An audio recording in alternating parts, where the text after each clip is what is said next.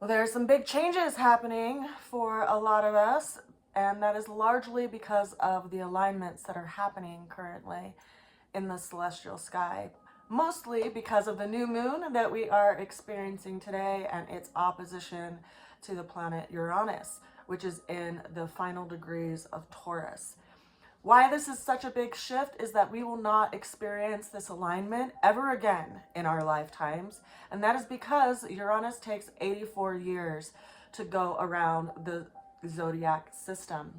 It is currently in retrograde, so it's retrograding back into the sign of Taurus. It had dipped into the sign of Gemini for a little while, and it's going to be retrograde and in Taurus until about April of 2026. It'll go direct prior to that, but it won't be moving out of the sign of Taurus until then. So we'll never experience this new moon opposition to Uranus ever again. And we have some interesting additional placements of the planetary bodies as well. So we're going to take a look at that. But before we do that, I just want to introduce myself. I'm Katie Cat. I haven't done a reading for some time, and that's largely been because of some large shifts happening in my life. Largely, I moved. I also had a birthday. I moved on my birthday, interestingly enough. And I've just been kind of uprooting myself from where I had been living, which caused me a lot of instability in the home front. And I'm finally starting to settle into my new space. So while I build out my office and where I'm going to be offering readings will just be in my living room for now, as we go ahead and first take a look at what's going on in the sky so we can have an understanding of why this alignment is so pivotal for many of us. And then we'll go ahead and get into the tarot reading that we have for today. Now, I am going to aim to at least offer readings on the new moon and full moon timeline as I adjust to my new space and also recalibrate to some things that I'm aiming to build over the remainder of fall and the winter season. I'm working on a few books, one of which is the book that will be accompanying my tarot cards. I'm also working on some books that are aligned with botanical medicine making, and also a book that I was inspired to write, oh gosh, probably well, I think it was like in 2009 or 2010, so 15 years ago.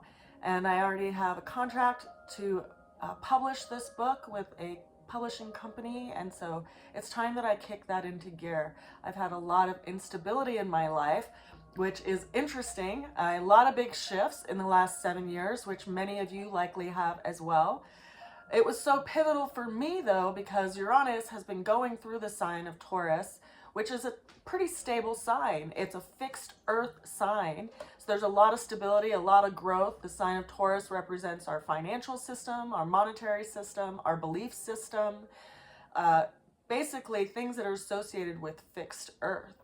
And Uranus, which is a planet of unexpected, unavoidable changes, has been transiting through that sign for roughly about the last 7 years. So we will see some big shifts kind of wrap up over the next 6 months.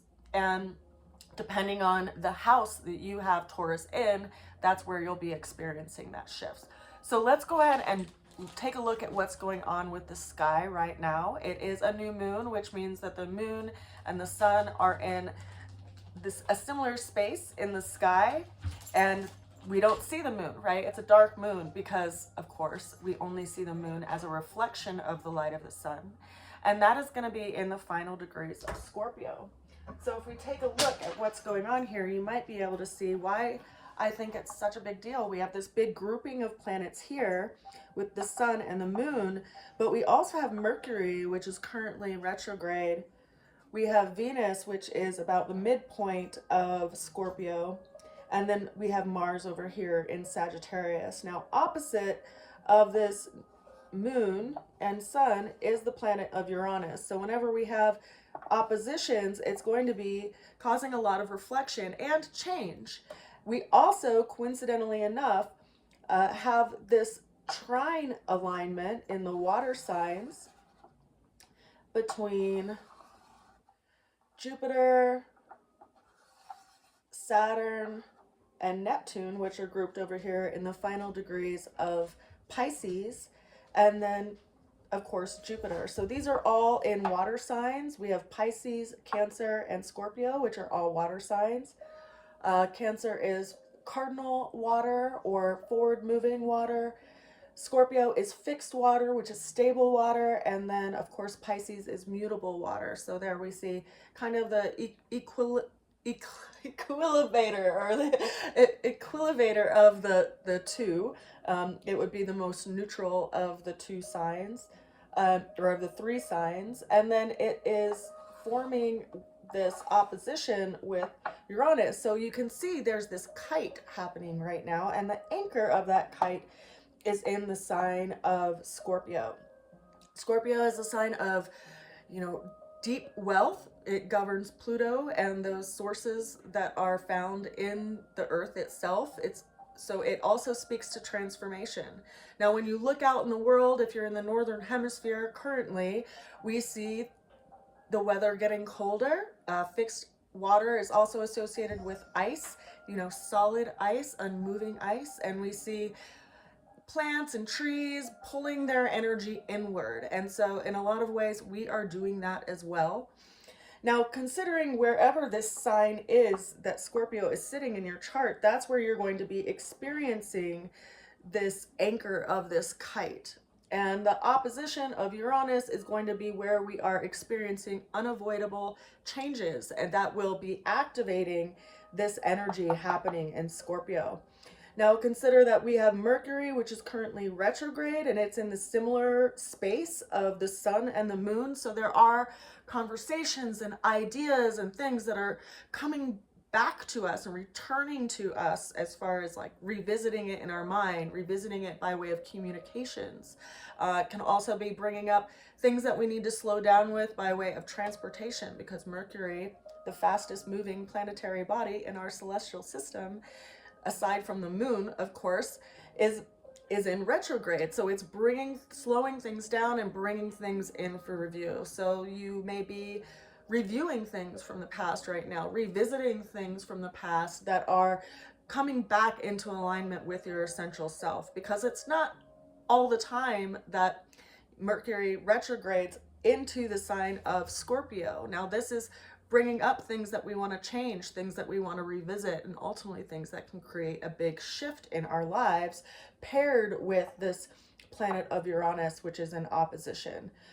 We also need to keep in mind that these three outer planets, or rather four, if you consider Neptune and Saturn are pretty close in proximity as well, they're all outer planets. So that is going to affect us on a global scale, whereas personal planets, which are closer to us, are going to be affecting us more personally, which is why this kind of interaction between Mercury and Venus and the sun and the moon is also going to be poignant as far as this area that we are transforming in our lives. Now, depending on your rising sign, right, the time of day that you were born is going to dictate what your rising sign is, which will be on this left part of the board that you're looking at here. And then depending on the time of day, it will shift around this wheel. So for instance, this morning, the sun rose in the sign of Scorpio because the sun is at a final degree of Scorpio. Today, it's actually at 27 degrees. There's only 30 degrees in every sign, and they start with 0. So there's only 2 more degrees to go before the sun transits into the sign of Sagittarius. So we won't be able to see Venus or Mercury because they're too close in proximity to the sun. Now, of course, before the sun rose, maybe around 5 o'clock in the morning or so, you would have been able to see Jupiter at zenith position of the sky. And as the sun sets over here on the western horizon, it will be difficult as well to see Uranus because it's too far away for us to see without a telescope. But around, midnight or so, just before midnight, we'll see Jupiter rising on the eastern horizon. If you go out and there's, of course, no clouds in the sky, because we are getting more weather these days. But depending on the time that you were born and your rising sign, This anchor of this energy is going to be in a certain house of your chart, and each house represents a different area of your life. So that can be telling in regard to the things that have been changing in your life, the things that have kind of been in motion, adjusting your belief system, adjusting your value system, adjusting your financial picture, because that's what Taurus governs in our lives overall. But of course, the house that it's in is going to be more shapely. So if you are interested in a reading to look at your astrology chart and what's happening in the year of 2026 for you, or just getting an astrology tarot reading combination, I do a 12 card layout, so we look at each house in your chart by way of the tarot layout itself. Now let's go ahead and jump into the reading for this week, because we have some interesting things that are coming up for us to take a look at. I pulled us, 2, 4, 6, 8, 9 cards for this week, and the opening card is telling that we have spent a lot of time in our mind. Now, considering that Mercury is in this place of retrograde, this doesn't surprise me so much. When we're in a 9 of Swords energy, we can see the figure in this card looks like they were kept awake from sleeping at night. Maybe they're not sleeping so well. We see a full moon in the background of this picture. And it's poignant to remember that when we have a new moon, we have a full moon in 2 weeks' time. So whatever this big shift is that's going to be kind of pivoting in your life itself is likely going to be showing up in 2 weeks' time.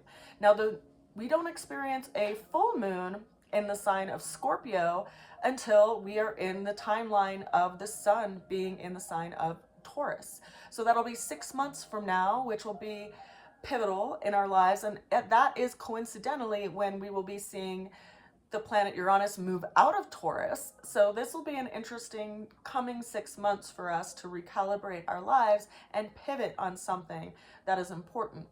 Now, whenever we have a card that is a number 9 in numerology, we are looking at something that is completing. So in the realm of Mercury, something is being brought back to the surface for us to look at so that we can let it go, because that is what, after all, Scorpios are called to do. Even though they are a fixed sign, and granted, we all have Scorpio in our chart, even if you were not born in the time of Scorpio and you don't have a planet in the sign of Scorpio, you still have Scorpio in one house system of your chart. And that is where the anchor of this conversation and this communication or this revisiting process is happening, because that is where Mercury currently is in retrograde in this proximity. So something is being brought up to the surface for you to look at. Something that you felt like is in the dark will be revealed in the next couple of weeks, and that's going to be the cause of this pivoting point. Now, when we look at the challenge that we are approaching in the next coming couple of weeks, we have another sword suited card. This time we have the 8 of Swords, and in this card we see someone who is blindfolded and they are bound. They are standing on like the edge of a beach, and there's swords all surrounding them. Now keep in mind there are 8 swords, so this is telling of the cycles of time itself, and something that we feel bound by that is outside of our control, but that we will be experiencing some type of relief over the next coming weeks. In the background of this card, you see that the sun is breaking through the clouds, and that is what this process is ultimately trying to do for us. Something that we felt attached to, something that we felt bound to, is going to be, will be allowed to let it go. And this is because of this combination of the alignments in the sky currently happening and the reminder by way of this card. Now consider that the planet of Saturn is currently in retrograde. It will be in retrograde until the end of this month. It actually will start going direct on the 28th of November. And Saturn is the keeper of time. It's the keeper of responsibility. It has roughly around a 28-year cycle to go around the entire zodiac system. So whenever it's in a square position or a opposite position, it can be challenging, but consider that currently it's in a trine position. It's in a 120-degree angular relationship to not only the sun and the new moon, but also the planet of Jupiter, which is expansive, which brings about some level of help. And Jupiter is in a sign that it likes to be in. It's in the sign of Cancer right now, which is related to family, it's related to our community, our relationship with our mother, and ultimately the anchor and foundation of who we are. Of course, it's going to be shaped by whatever house Cancer is in your chart, but that will be lending some kind of expansion and some kind of help in this situation that we are currently in this pivoting point around. So allow time to be the variable that it is, right? We want to have this idea that we can be controlling of our own personal universe, and yet there are variables that come in throughout our lives, and some of them that are the biggest changes that feel like they're the most overwhelming are actually there to be in some kind of context of help. Now, the way we move through this challenge that we are currently experiencing showed up by way of the Knight of Cups. So we see a person who is riding a horse that is trying to navigate a body of water that is in front of them. And consider bodies of water are associated with emotional experiences in our lives. And we can see that the horse that is in this picture is being cautious. It's being attentive as to how to cross this body of water. And so we need to be willing to listen to our own inner knowing and our own intuition and whatever is coming up in the surface that is telling us to be careful in how we navigate this process moving forward based on the information that will be revealed in the next coming weeks. The ultimate outcome, this is where things get interesting. The first card came in by way of the Queen of Cups. Now, this is associated with Cancerian energy, which is where Jupiter currently is. And this is active emotion. This is nurturing of our emotional self and our emotional being. It's interesting because since moving up to the mountains where I live currently, I live in the western slope of Colorado in a pretty rural area that's not completely remote, but there's, it's not nearly as populated as, say, Denver metro area, which is where I used to live. But since moving here, I let go of a lot of things that I used to do that would nurture my spirit. One of which was practicing the dance form of Nia, which for me is very therapeutic practice, just to move the body and to get into the body through the practice of dance. And I just yesterday, for the first time in the whole time I've moved up here for about 5 years, I went to a Nia dance class. I'm very fortunate that someone in my community teaches this class and that I was able to revisit that space because it's nurturing and it allows me the time and physical carved out space that I can get into the body and release some of these things that I've been holding on to for a very long time emotionally, because I have 5 planets in the sign of Scorpio. So this is a very pivotal time for me, but it's bringing up some kind of expansive energy, right? Because Jupiter is in the sign of Cancer, in how we nurture ourselves.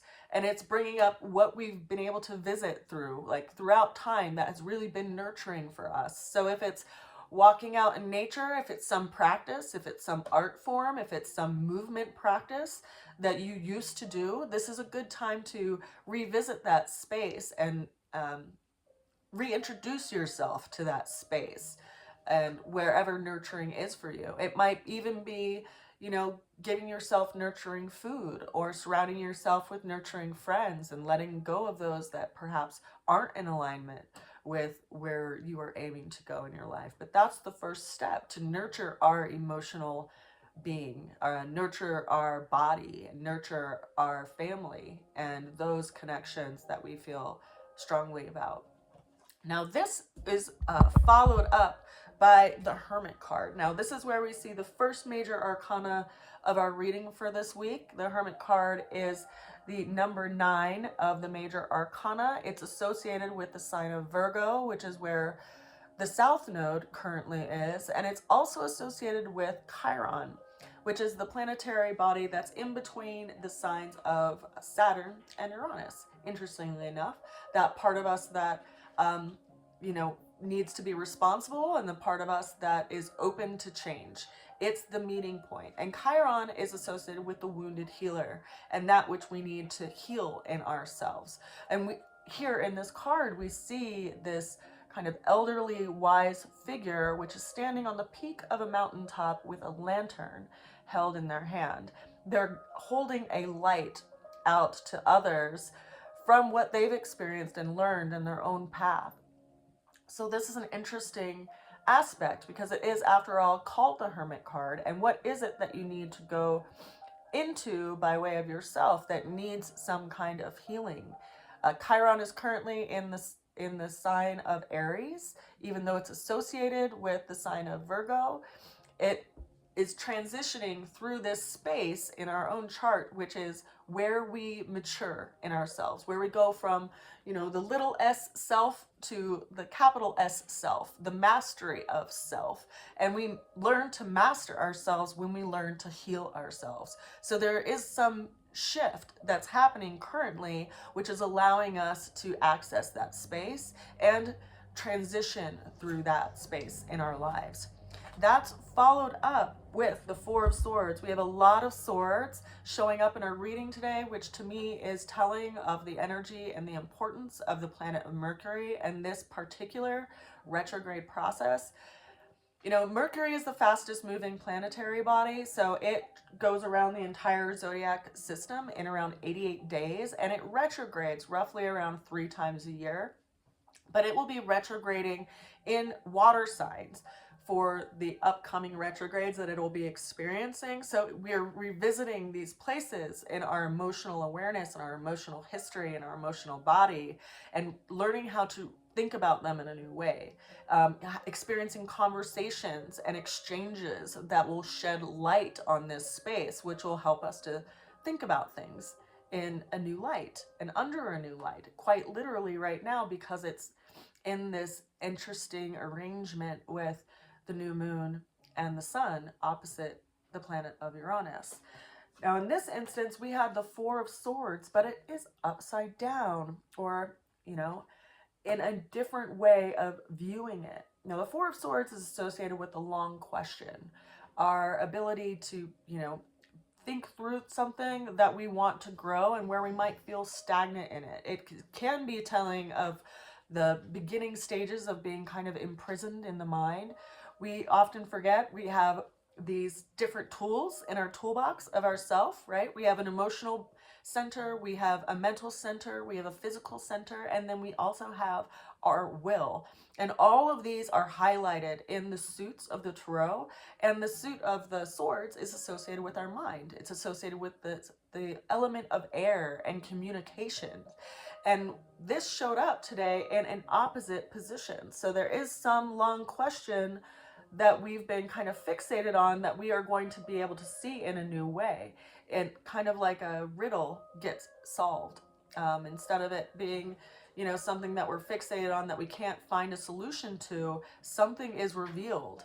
And so that we can shift through and align to where we are ultimately being pivoted toward. That card is followed by our second major arcana for this reading, and consider that major arcanas in the Tarot are associated with big life lessons, things that you can't turn away from, whereas the suited cards are associated with day-to-day affairs that shift on a pretty regular basis. So when a major arcana shows up, it's telling of some teaching that we are being under the experience of, or under the influence of. And in this instance, it is the Hierophant. Now, the Hierophant is a card that is associated with the sign of Taurus, which is why I think this kind of anchor of this kite that we're experiencing between the sign of Scorpio and the sign of Taurus is so key as far as what we're going to be experiencing in the coming 6 months. And in this situation here, we see someone that is of a religious decree, and they have two people or two spiritual followers in front of them, and they're revealing some kind of secret. They're lending some kind of teaching. And Uranus has been doing that for the last 7 years. It's been providing some sort of teaching around the, how would I say this? Like when we're looking at our finances, when we're looking at our beliefs, we look at them as if they are stable and unshifting. We want stability in that space. And yet Uranus moving through the sign of Taurus has been upsetting a lot of things in that space and bringing a lot of new information, a lot of new experiences into our lives for us to have some new sense of understanding. And so belief systems are changing. Monetary systems are changing. Agriculture is changing. Everything that's associated with the sign of Taurus is we are learning to revisit and witnessing by our own experiences rather than the ideal that we've been kind of conditioned to hold on to. So this is a big deal. How do you anchor yourself in an ever-changing world?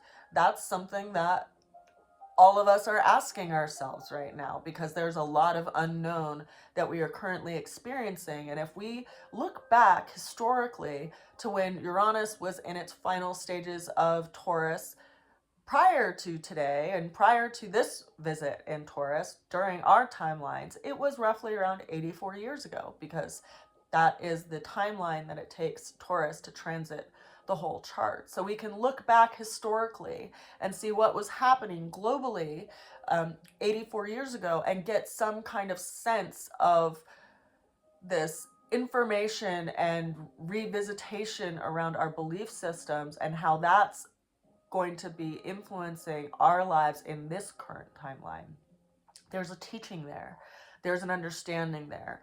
And it's helping us to recalibrate our belief systems with all of this new information, and also reminding us to anchor in our spiritual search in a lot of ways as well, in our faith, in our community, and in the earth as well.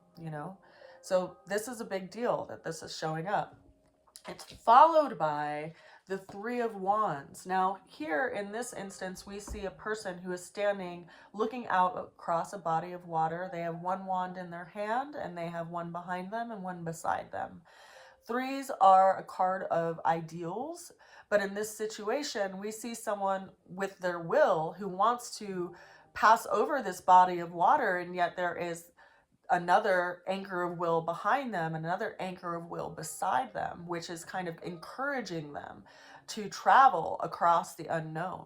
And in this card, it typically traditionally means the reluctant adventurer, with the encouragement to move forward because help is on the way.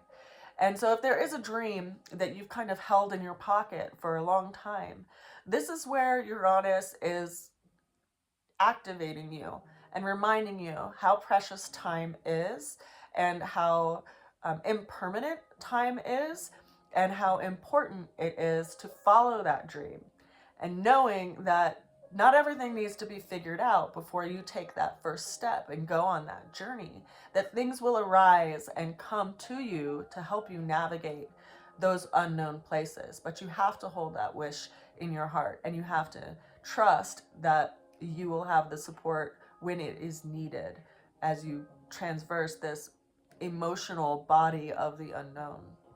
Our final card for the reading for today is the Ten of Cups. So here we see a crystallization of some kind of emotional ideal that is also a sense of happily ever after.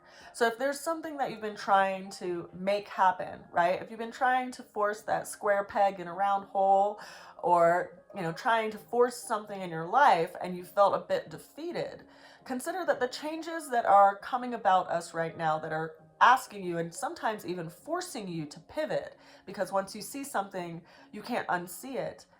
Those things are actually trying to encourage you to find your footing on the actual path that you have felt and known in your heart for a very long time. And that will build a new beginning in your life. Tens in the tarot and in numerology are crystallizations of something. They reduce to a one again. So there is a new beginning that is coming after all of these changes. So do not fret if there are big changes, if there's big information that comes to the surface, if there's something that comes out of the dark that kind of forces you to make some shift. That is all in the divine plan of things. And if you've ever noticed that you can't fly a kite without wind, consider that the winds of change are here for us to be taken to a new horizon, and that we have to have faith in the unknown. I send you a good wish this week. If you are interested in getting a tarot reading or an astrology reading from me, I am starting to open up my books for December. I appreciate those of you who have wanted a reading from me, who have had patience for me to settle into my new space so that I can start recording those readings and sending them out, and also connecting with you as we can sync up our schedules and our times. But if you aren't available on the weekend, which is when I have the most availability to offer live readings via Zoom or in person, if you happen to be on the Western Slope, then that would be great. If you can't do weekends, I can also offer pre-recorded readings via Zoom and send those out to you as well. You just need to send me your birth information. If you're interested in voting for which book I focus on completing first, I will detail them in the description on YouTube and in the comments on Facebook. And of course, I appreciate knowing what people want to read and what they're interested in that I am creating, so that I can, put my anchor there. For me, just as a snapshot in my world, I had mentioned that I am a Scorpio and I have a Virgo rising. So there is some aspect of myself that I am learning to let go of and dissolving right now, so that I can build up a new sense of relationship and partnership in my life, because the South Node is transiting through my first house. I also, keep in mind, have a Saturn in my first house. And so when it transits that's where I think I'll see a lot of where my responsibility, my sense of responsibility has kind of defined me, and where I'll be letting that go. So that'll be interesting for me. But because of my rising sign, it places my Scorpio energy in the third house, which is the house of community, siblings, neighborhood, also matters having to do with writing, because Mercury governs the third house and communications. And then, of course, this places Uranus in my ninth house. Now, the ninth house is typically associated with long distance travel. It's also associated with higher learning and, higher education, higher forms of education, as well as big business, our belief system, and teaching. And coincidentally enough, when Taurus had Uranus first visit it in 2018, that's when I began to really teach botanical medicine and astrology and sewing and different aspects of things that I offer out to the community by way of education. And so it's interesting to me that as it revisits this space, I'm looking at, creating some education materials, and also looking at wrapping up some books that I've been having in my mind for a good amount of time, because the ninth house is also associated with publications. So that's just a snapshot on me. Of course, I could go into a whole lot of examples as to how the planetary bodies have created shifts and openings and expansions in my own life, but it's more important for you to recognize it in your own. And so if you're interested in that and would like to attend a course or any information on learning astrology and how the transits influence our lives, let me know, because I will be creating that as well, and I will keep you in the loop as things come available.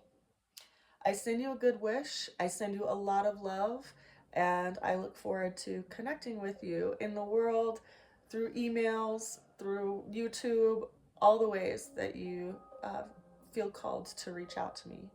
Of course, I also offer a whole line of botanical products that I have available on my website, rootsofalchemy.com. You can also purchase my tarot cards there as well, and also make a donation if you would like to contribute to these readings or contribute to my publication process.